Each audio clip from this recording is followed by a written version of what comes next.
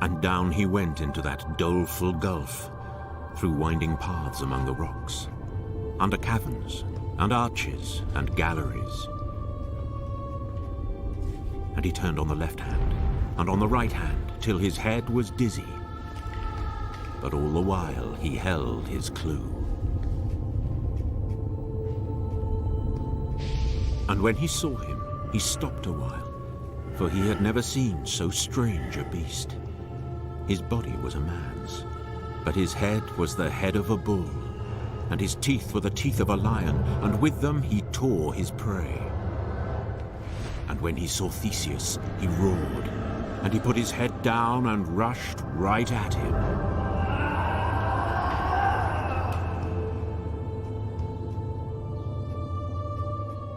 Of all the Greek myths, the story of the labyrinth is one of the most dramatic and unforgettable. A subterranean struggle between the ultimate hero, Theseus, and the ultimate monster, the Minotaur. The offspring of an unnatural union between a woman and a bull. It was told and retold for centuries before anyone thought to write it down, by which time it had become just another great story from the back catalogue of the ancient world. But the roots of the myth go deep, to a time before history, when stories like this were the way that people made sense of themselves and their past. So where did the Greeks get the story of a flesh-eating bullman lurking in a dark, menacing labyrinth? To answer that question, you have to journey far into the past. 1,500 years before the Parthenon was built, more than 1,000 years before Homer. Back 5,000 years to an extraordinary time and place. Bronze Age Crete, the Minotaur's island.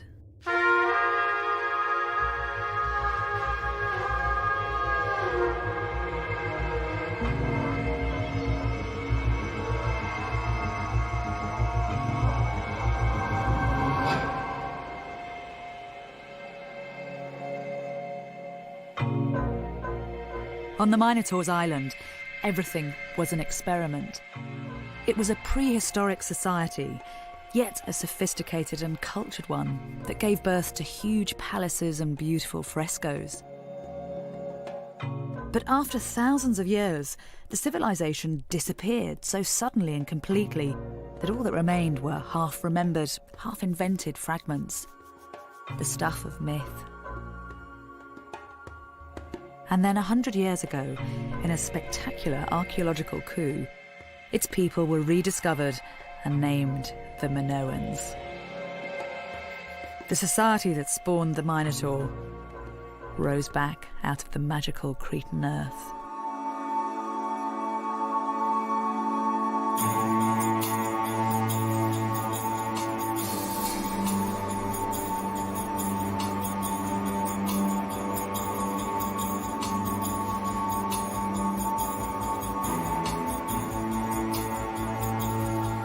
The Greeks call Crete Megalonisi, the Big Island, and compared to the other islands of the Aegean, it is a whale in a school of minnows.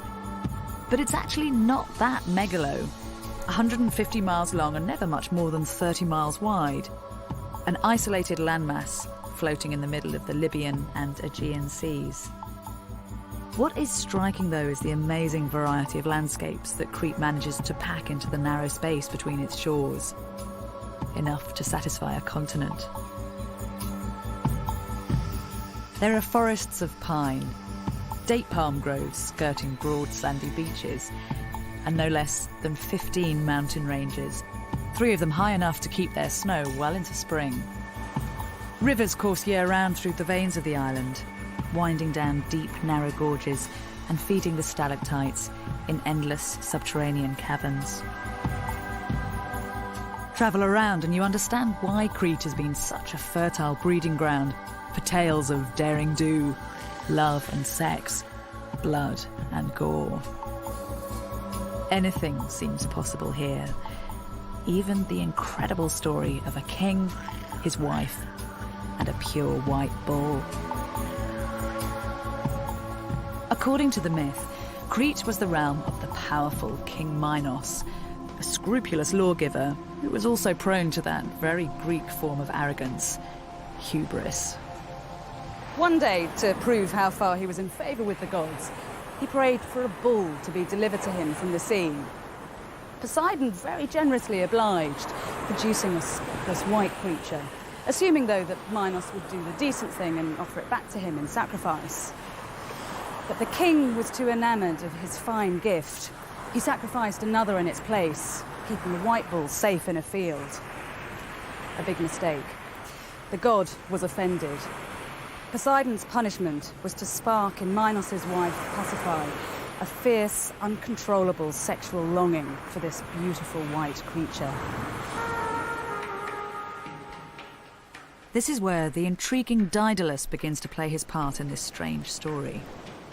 He was the master inventor, an Athenian according to the self-regarding mainland Greeks, but working in Crete in the service of King Minos.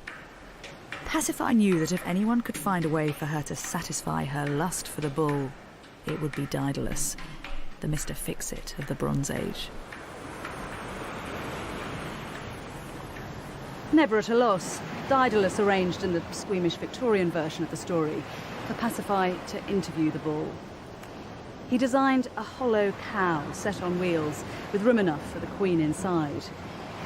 This pantomime creation was left in the field, and Pasiphae clambered in.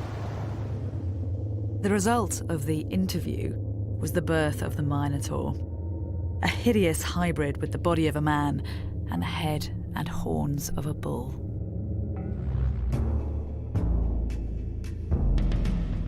And so, the story goes that Daedalus came to design a huge subterranean labyrinth to hide the shameful offspring of Minos' wife. And there, every 9 years, the tribute children, 7 youths and 7 maidens, would be brought from Athens to satiate the Minotaur's taste for human flesh. That is until the brave Theseus arrived. Minos' daughter, clever, beautiful Ariadne, was the keeper of the keys to the labyrinth, and with her help, Theseus set off to slay the beast.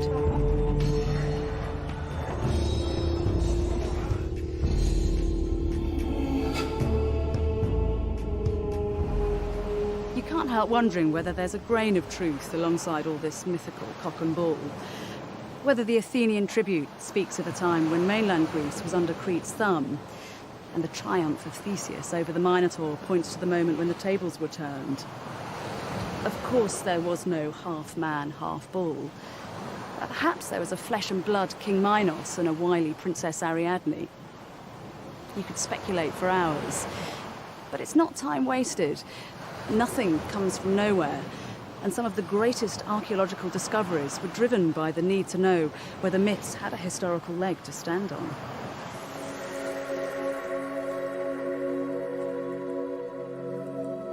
The first to test the reality of the myths was Heinrich Schliemann, 1 part pioneer archaeologist, 2 parts treasure seeker. In 1871, at Hisarlik on the coast of modern-day Turkey, he discovered what he claimed was the site of the Troy that Homer had written about. The finds were electrifying, including a spectacular hoard of jewellery that he got his wife Sophie to model for an enthralled world. It seemed that the works of Homer were history, not poetry, and the public was gripped. But Schliemann didn't rest on his laurels. He turned his attention to the other players in Homer's great epic, at Mycenae, on the Greek mainland. What Schliemann discovered there was what he believed to be the home of the Greek warlord Agamemnon. Graves just inside the city walls were opened to reveal the military trappings and wealth of the High King. Swords, daggers, cups, rings, and most famously of all, the death masks, crafted from wafer-thin, glittering gold.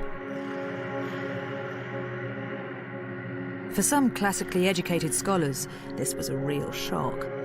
For them, prehistoric civilization was a contradiction in terms. And yet, there was something undeniably civilized and sophisticated about all this stuff. But while some simply gawped at Schliemann's finds, there were others whose instinct told them that the hoard from Mycenae was just the beginning. One of Britain's leading Egyptologists, Flinders Petrie, argued that the Mycenaeans, as they were now known, were no sudden apparition. These pottery fragments, some of his own finds from Egypt, had already got him thinking. These are 300 years older than that treasure from Mycenae. He knew they weren't Egyptian, and he had a strong hunch that they came from somewhere in the Aegean. Find the people that made these, Petrie said, and you'll find whoever it was that came before the Mycenaeans. And I bet they'll turn out to be Europe's first civilization.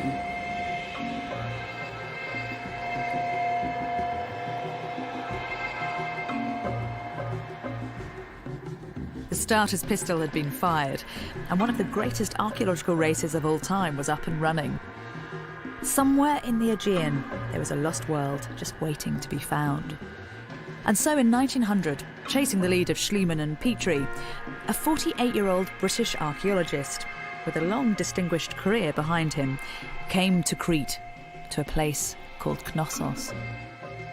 His name was Arthur Evans, and Knossos was soon to be inextricably linked with him.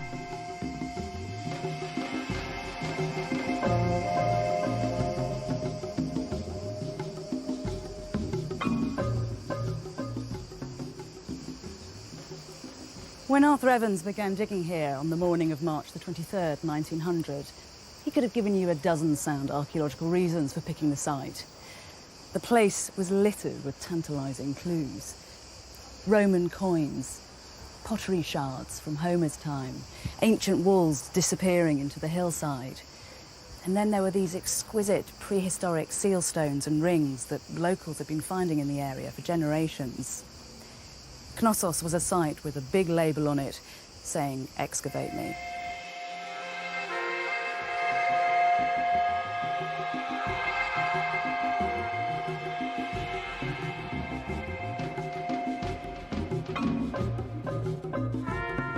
Layer upon layer of topsoil was carried away, at first in wicker baskets by the 31-strong workforce. Then, 2 weeks later, as the size of the task dawned on Evans, by 100 men using iron wheelbarrows. And as the speed of the excavations picked up, so did the excitement. Evans sketched a plan of the emerging walls, with scrolled edges, like the pirates' maps in children's books, complete with an X to mark the spot where treasure had been found. The buildings they were uncovering here were far bigger and more complex than anything that Troy or Mycenae had to offer. Wherever they dug, they just seemed to go on and on. Cascading staircases, twisting corridors, a bewildering complement of rooms, some small and intimate, others elegant and imposing. This was a labyrinth, but far more than just a monster's cage.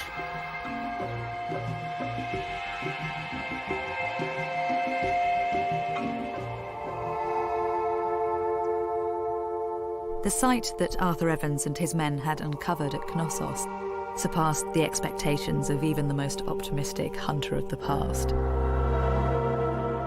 A 5,000-year-old civilization, previously buried in myth, had been brought blinking back into the real world.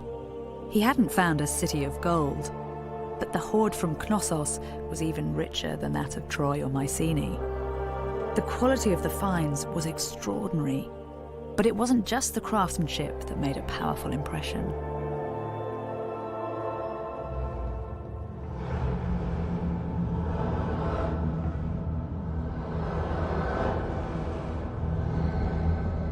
A month into the excavations, the men digging at the west entrance discovered a huge, imposing fresco fragment of a charging bull. It was life-size and lifelike, sculpted from lime plaster in high relief. Meeting this creature head-on as it emerged from the earth was a spine-chilling experience. As one of the workmen brushed back the soil to expose its flaring nostrils and sharp horns, he screamed out in terror, believing he disturbed a demon, or worse still, the devil himself.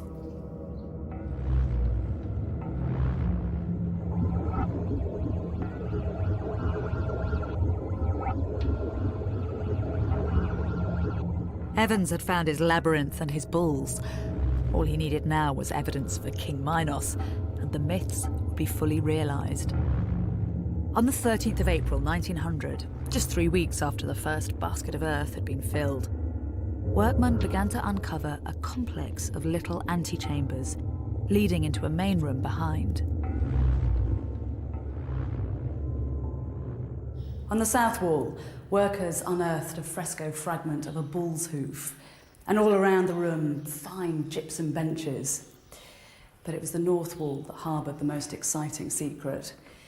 Here, Evans uncovered something he must have dreamt about finding: an elaborately carved throne.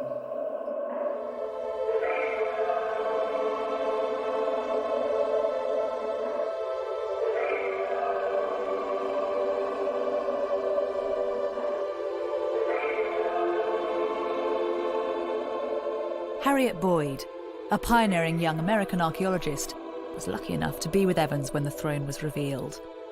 In her journal notes, she described the moment of discovery.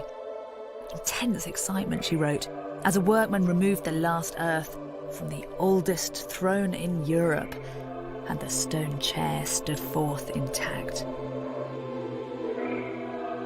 Evans toyed with the idea that this was the throne of Ariadne, apparently reasoning that the wide moulded seat was more suited to the ample buttocks of a woman.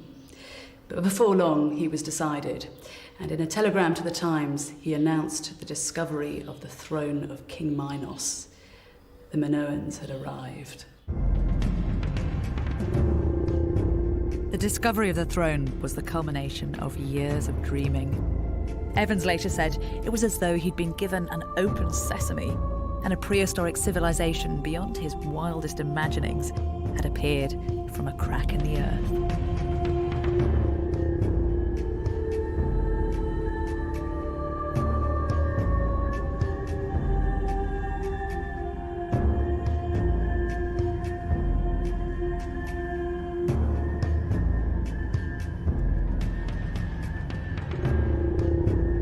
If Knossos was indeed the seat of King Minos, he certainly had good taste in palatial pads. This was an incredible structure, and befitting one of the most powerful kings of the Bronze Age, it's built with no expense spared. At its peak, Knossos covered an area of 700,000 square metres, more than 3 times the size of Buckingham Palace and its grounds, with an approach as grand as the Mall. If you thought the Romans had the monopoly on precision road building, then think again.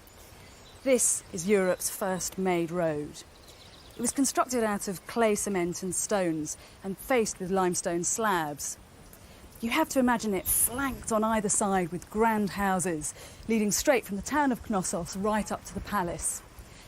Daedalus himself would have been proud of this elegant boulevard. It's a masterpiece of prehistoric urban design.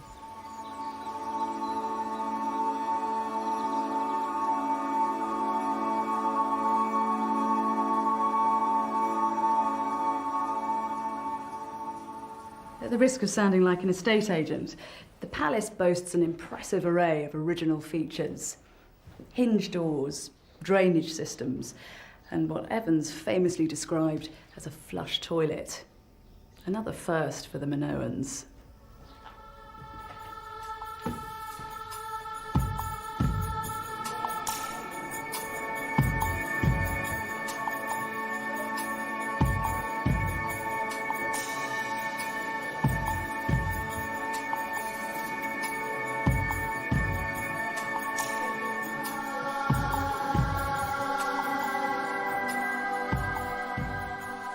Knossos is a building that adds up to more than the sum of its parts. You feel you're being taken on a journey that's been expressly designed to beguile and seduce, as well as bewilder and confuse. You find yourself in gorgeous stone-clad rooms, and then walking past rows of pithoi, man-size Alibaba jars in dark, sunken storerooms. Each of the 7 or 8 separate entrances feels like it's reserved for a different occasion. Some for privileged access, some, like here at the north entrance, for immediate, awe-inspiring impact.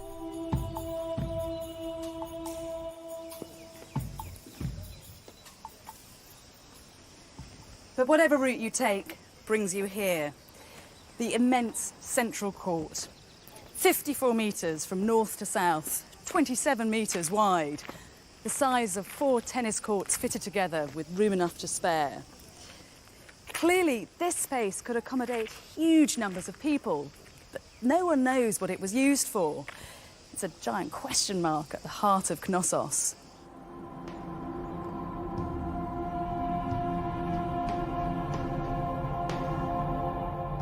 Archaeologists are still trying to solve the riddle of this enigmatic space. But the most enduring theory is also the most dramatic, that the central court was the stage for a spectacular religious ritual.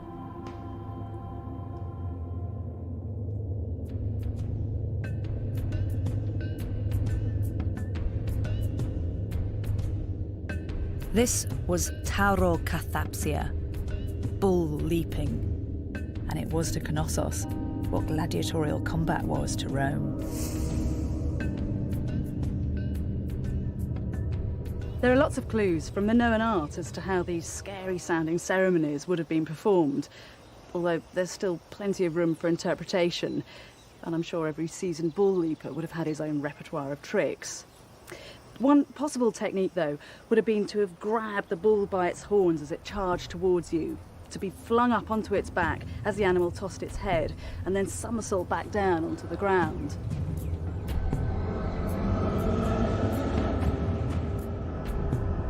Whoever pulled off these crazy stunts must have been fantastically strong and supple, especially bearing in mind the sheer size of these animals, because these were crossbreed aurochs, particularly foul-tempered, standing 6 foot high at the shoulder and with a horn span to match.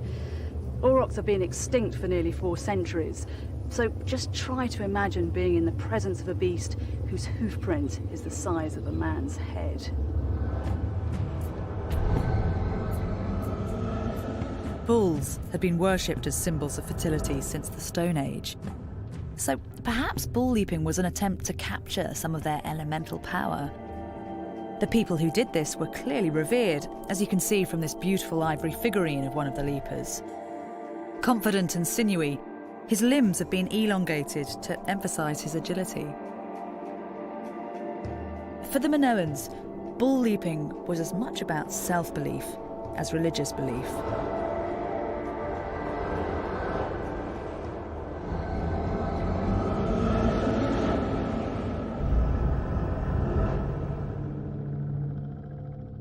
You should think of the bull as an honoured guest, the king of the beasts invited to the palace, an envoy from the natural world. He's here as a dancing partner, formidable and impressive, but it's still the bull leapers that are calling the tunes. These displays weren't designed to reduce the potency of the bull, but for the Minoans one thing was clear. The bull charges because that's what he does. Man leaps because he chooses to.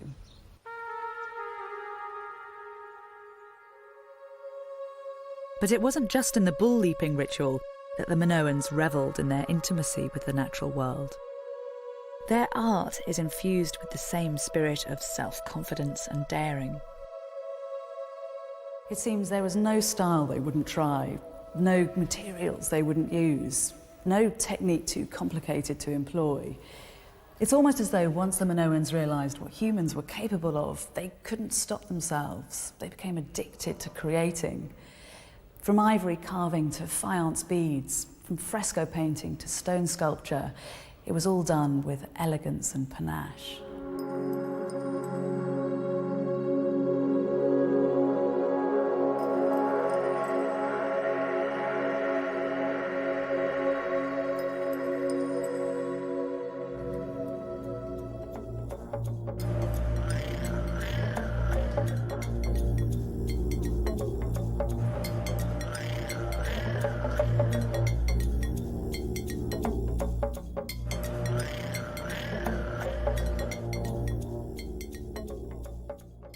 Minoan artists took their cue from the natural world, but they weren't its slavish imitators. Nature provided the raw materials, texture, form, colour, and they felt free to play with them, to manipulate and extemporize. The hothouse culture of this island produced some fabulously exotic fruit.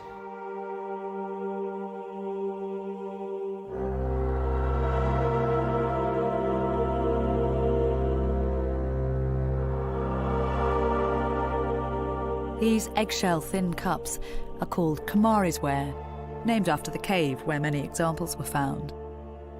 They are almost 4,000 years old, but they'd sit happily on the style pages of a glossy magazine. And it's not just the artefacts that seem to speak to us across the millennia.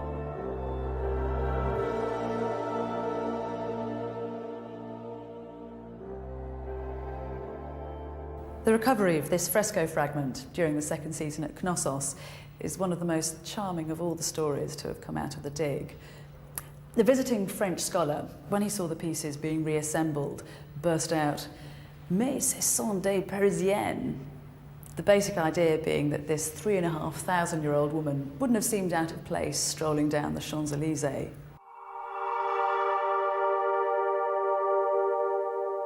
For Evans, La Parisienne, as she became known, was the perfect Minoan. Refined, sophisticated, strangely modern, and above all, European. Right from the start, he'd believed that the prehistoric cultures of Greece and the Aegean were different from contemporary cultures of Egypt and the Middle East. Knossos and its artistic riches had only served to strengthen this impression. The culture of the Minoans, he said, expressed a free and independent spirit. Independent, that is, of the powerful pull of the other cities and kingdoms of the Eastern Mediterranean. Evans pictured his Minoans as lords and masters of their own island culture, able to keep the rest of the world at arm's length.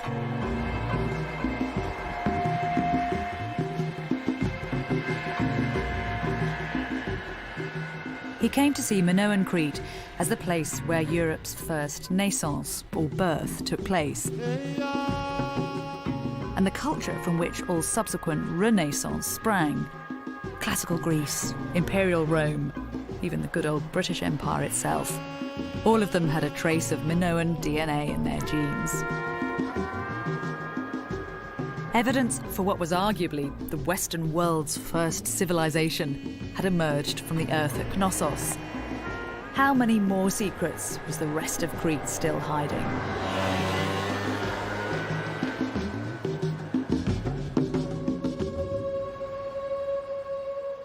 While Evans' worker ants continued to pick over the bones of Knossos, other archaeologists went Minoan hunting elsewhere on the island. Further along the north coast from Knossos, French archaeologists turned their attention to a site here at Malia. And what they discovered, along with similar finds in the south, added a rich, intriguing layer of complexity to the picture that Evans had started.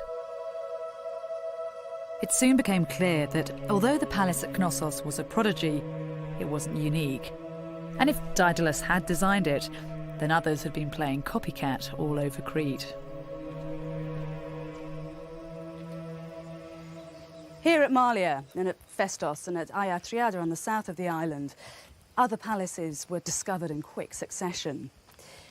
They're all more compact than Knossos and each has its own unique features, but they're still built to the same blueprint.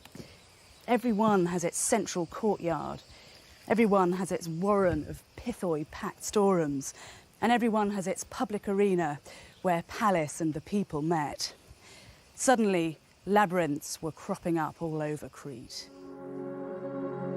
They all clearly belonged to the same architectural family as Knossos, so they were all immediately given the same family name: palaces.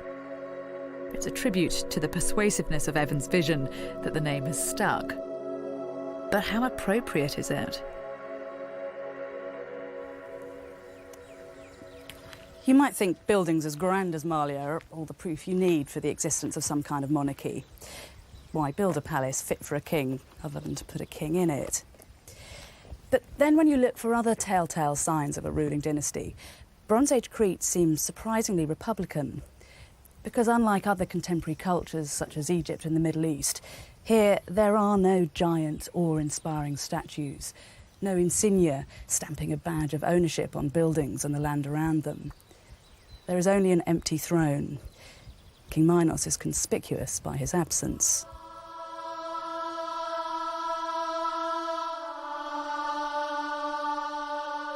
When Minoans are shown performing some kind of public function, they usually share the stage with others, suggesting power is also shared. No one emerges as top dog. All men seem equal, and if anything, the women seem more equal than the men. Cretan girls loom large in art and myth, not just decorative creatures, but women who appear to be prestigious and influential, custodians of their culture.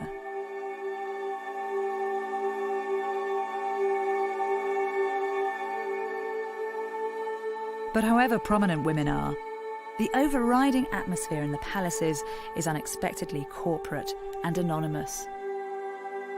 So maybe Malia and Knossos weren't palaces at all, but places where the Minoan people came together to exercise their collective power.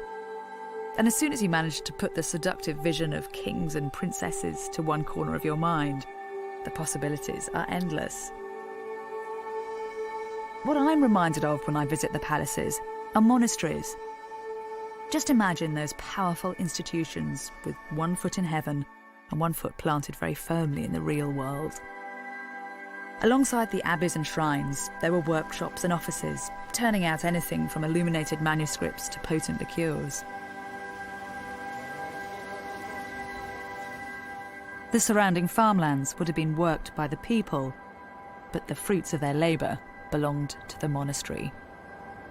The palaces, too, may have functioned as granaries for the gods and festival halls, in which the harvests could be stored and the generosity of the gods honoured.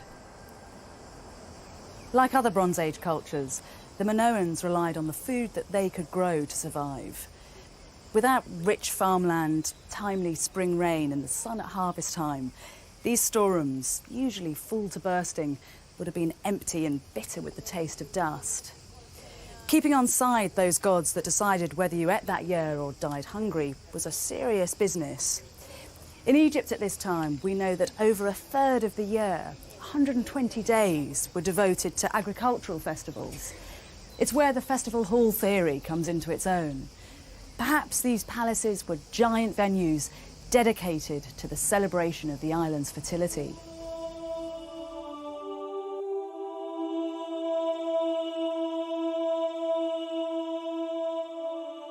On this beautiful vase, you can sense both the relief and the joy in the faces of the harvesters as they carry symbolic sheaves from the fields, singing and laughing. Perhaps they're on their way to the palace to give thanks to their gods for another successful harvest.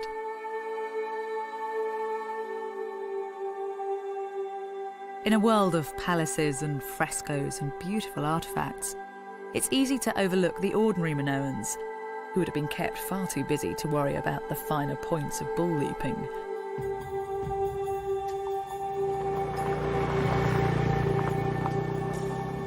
Luckily, the archaeological riches of Crete weren't restricted to the posh end of the market. Welcome to the cheap seats. While grand buildings like Knossos and Festos were being excavated, Harriet Boyd, the American archaeologist, was exploring a site at Gorniar that has told us a huge amount about Minoan Crete beyond the palaces. The treasures found at Gorniar were the stuff of everyday life. Fish hooks, carpenter's saws, potter's wheels, all a far cry from the stair-tied vessels and the ivory figurines of the palaces. And yet it was populations like these that made the Minoan world go round. It was their ambitious craftsmanship that produced those objects, their industry that put food on the table for the kings or priestesses or whoever it was that lived at places like Knossos. In a society that was so productive, everyone had their role to play. And if the gods had been kind and the harvests were plentiful, you can imagine the men and women of Gorniar enjoying life in their flourishing market town.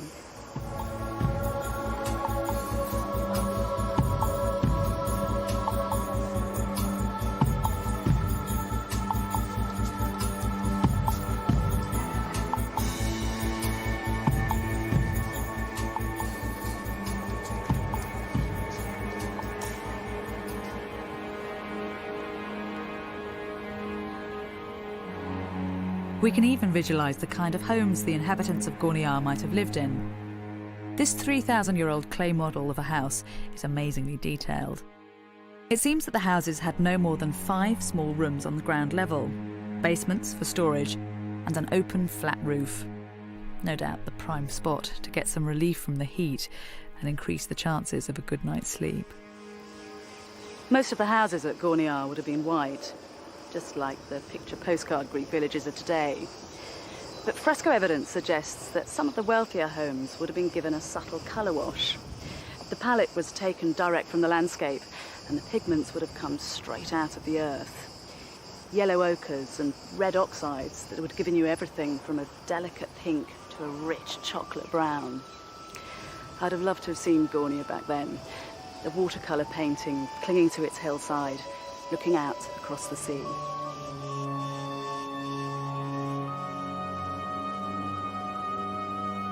The people of Gorniar were clearly experiencing a different Minoan world than the world of Knossos. But the same collective spirit survives, everyone working together for the good of the whole, so the community could flourish and thrive in its island home.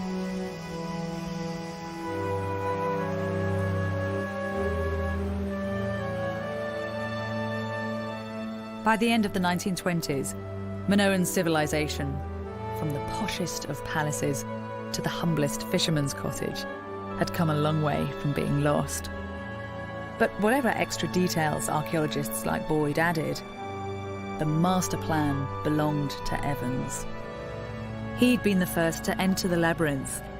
He'd given the Minoans their name, defined the qualities that made them unique, and in his multi-volume book, The Palace of Minos, he'd even sketched out a plausible history for them, from their sudden rise to their equally dramatic collapse.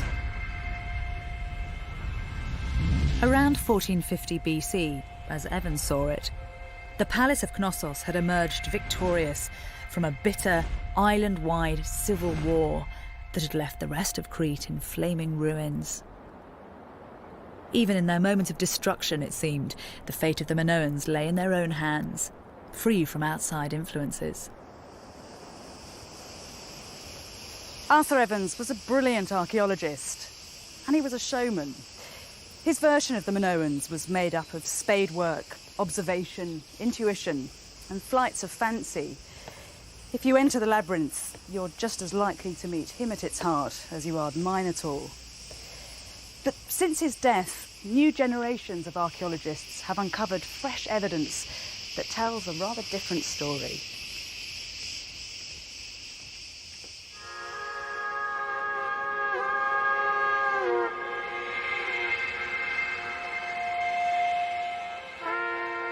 When Arthur Evans died, the jigsaw puzzle of Minoan Crete appeared to have been completed, apart from one piece that he never found a place for. Alongside the beautiful frescoes and vases, what he discovered at Knossos were thousands of small clay tablets covered in different kinds of writing. He saw endless possibilities running across their marked surfaces. If he could just decipher them, he'd break a silence that had lasted for thousands of years. Evans named these different scripts, rather prosaically, Linear A and Linear B, and he was convinced that they were examples of a unique Minoan language, one that would prove beyond all doubt the Minoans' superior status as an independent island nation. In other words, Evans could give the Minoans their history.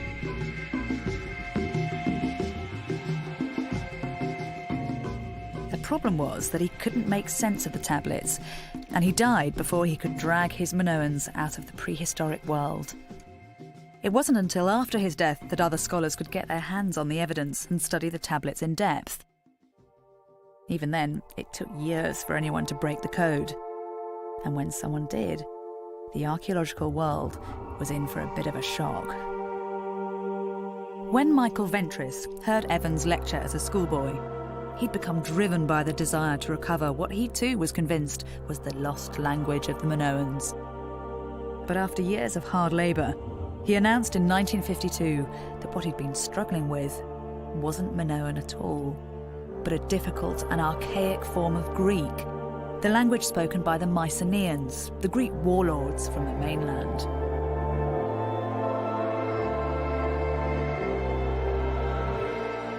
So suddenly, the great fires of 1450 BC began to make more sense. Maybe they weren't the result of a Minoan civil war, but evidence for a wholesale Mycenaean takeover in Crete, with the mighty Knossos left intact to become the invaders' headquarters. And when you think about it, it's not surprising that the aggressive Mycenaeans wanted to stake their claim to Crete. For 1,000 years, the Minoans had been showing the rest of the Bronze Age world how to make a serious success of things. That's admiration and envy building up over 40 generations.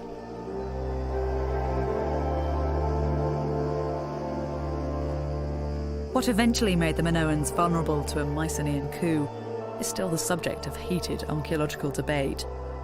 But however they got here, it seems they were here. Johnny-come-latelys, usurping control for the last 200 years of a civilization that had been up and running for thousands.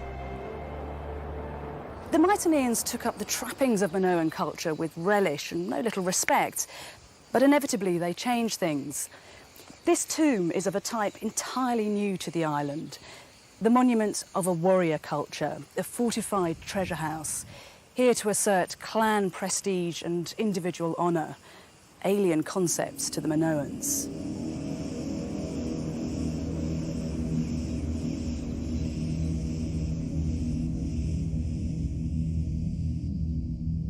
Once the scholars had got over the shock of Ventris's decipherment, the people were hungry to discover what Linear B could tell them about the kind of place Minoan Crete had become under the rule of the Greeks from Mycenae.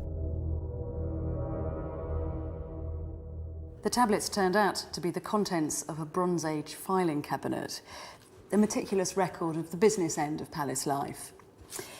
This one deals with a shepherd called Poros and details his flock. We know that he had 28 rams and 72 ewes. It's an extraordinary thought that every itinerant herdsman up on the hillside was being monitored by the bean counters in the palace down below.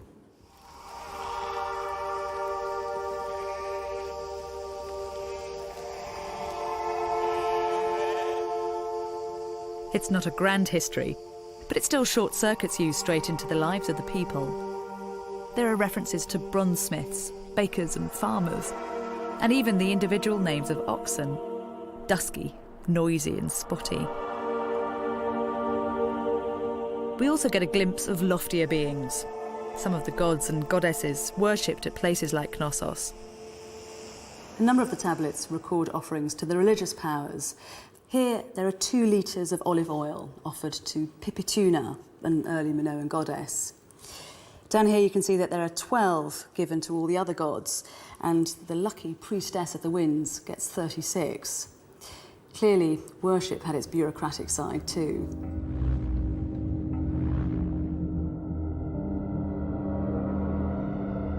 The decipherment of Linear B is one of the most significant breakthroughs of Bronze Age archaeology. But Linear A still remains a stubborn mystery. Most experts reckon this is the unique Minoan language that Evans was searching for. And if the work that's being done on it ever does succeed, it could unlock as many secrets as the richest of Crete's excavations.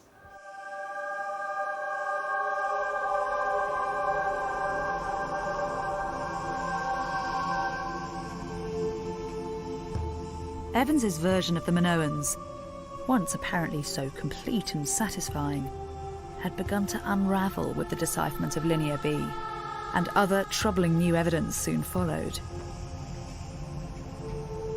Far from not leaving any Cretan stones unturned, it was becoming clear that the first generation of Minoan archaeologists had only scratched the surface. This is Anima Spilia, the Cave of the Winds, a small sanctuary about half an hour's drive from Knossos. In the 1970s, a discovery was made here that changes perceptions of who the Minoans were and the world in which they lived.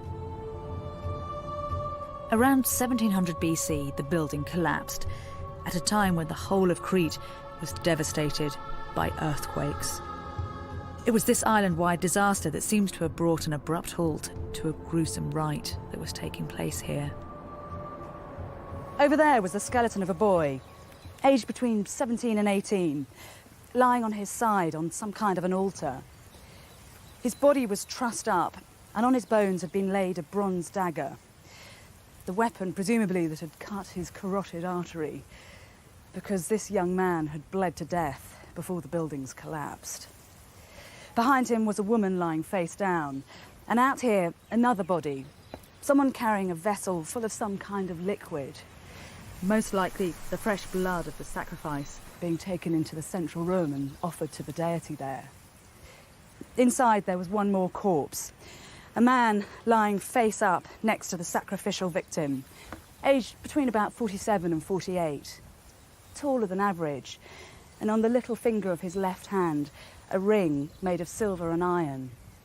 Back in the Bronze Age, iron was exotic and highly prized, so this was someone of high status. The priest, perhaps, who was conducting the sacrifice as the walls came tumbling down.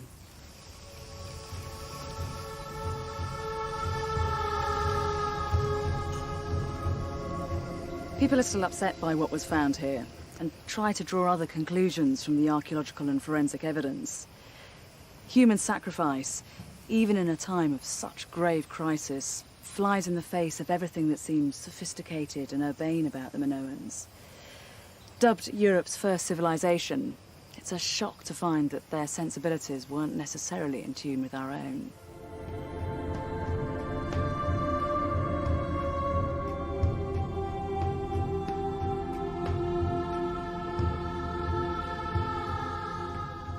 But the ancient Greeks wouldn't have been shocked. When they told stories of Crete, 1,000 years after the sacrifice at Anemaspilia, they were dark and bloody. For them, this wasn't just the workshop of Daedalus, the court of King Minos and Ariadne. This was the Minotaur's realm, the man-eating monster whose dark labyrinth was the foundation on which all those glittering palaces stood.